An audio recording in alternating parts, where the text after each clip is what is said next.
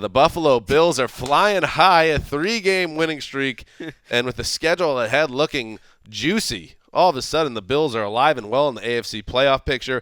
This week, they have what looks on paper to be a gimme against the San Francisco 49ers. However, Greg Rosenthal, there is a little nugget in this game that makes it more compelling. Maybe doesn't make the Niners more competitive, but more compelling. Colin Kaepernick will start for San Francisco. I'm just crazy enough to request this as the game I'm covering on Sunday. You going to lock it up? No, I'm not going to lock it up. But I want to watch it. I'm intrigued. You know, Colin Kaepernick, he started a Super Bowl. He was a very exciting player to watch.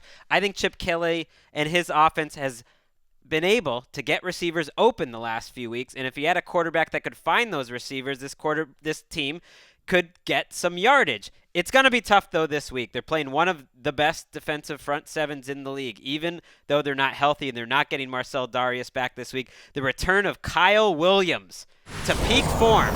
Not a guy people talk about a lot, but one of the great Bills of the last 15 years is playing fantastic. Adolphus Washington next to him. This defense is playing too well. Tough to see the 49ers coming out of here being too competitive. When it comes to Greg Rosenthal and Colin Kaepernick, the phrase absence makes the heart grow fonder applies because you used to drill him for throwing balls into the stands, for concussing bystanders on the sidelines, for being one of the worst passers in the modern NFL, and now you're hoping he can reignite this passing offense. I'm intrigued in an offense without Jim Tomsula and Jeep Chris. We talked about it, but I'm intrigued to see him in a new offense. I think it's a fair point that we've, on the other hand, just grown utterly exhausted by the tricks and treats of Blaine Gabbert, that it's time to get Colin Kaepernick in there. Why not see? If you're the Niners, what do you do at this point other than continue to look at different quarterbacks, maybe even the rookie quarterback if neither one of these guys wash out? Contract? Christian Ponder might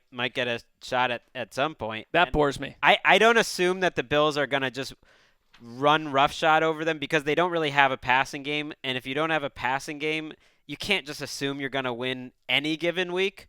You know, I mean, they're one of the worst passing teams in the NFL. They're one of the better running teams. I mean, they have the best running quarterback, or one of the best, and LaShawn McCoy, who wouldn't surprise me if LaShawn McCoy ends up leading the league in rushing.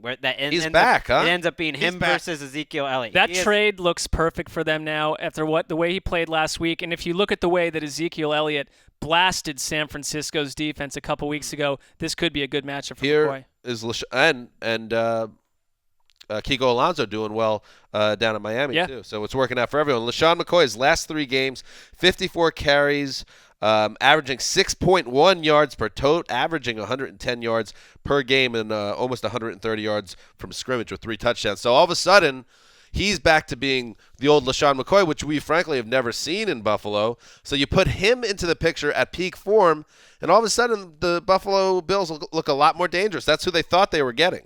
I've already changed the Bills' record to 4-2 on the research packet.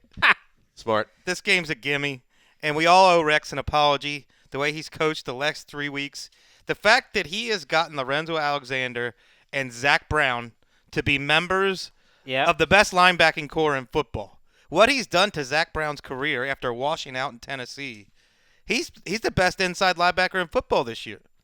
He's doing a Luke Kuechly impression. Yes. Kind of what I've been watching. I don't believe I should have to apologize. I believe I said, can't you see Rex taking this beat-up team? You don't have to apologize. Mark and I do. I don't need to apologize because a lot of what I felt annoyed by about Rex was actually off the field, that I found him to be an utter buffoon. Well, you've had a lot of problems with him on the field, too. I do, but you know what? Now I'll also credit him when he does what he's done over the last couple of weeks. I don't need to backspin and tell you I love all the Rexisms at the mic. I don't. Backspin. And they're not doing anything too fancy. You're not seeing that Rex crazy defense. They're getting pressure with their front guys. Maybe every team should fire their offensive coordinator. He couldn't get pressure with Jim Schwartz's guys last year, but now he's got his own guys.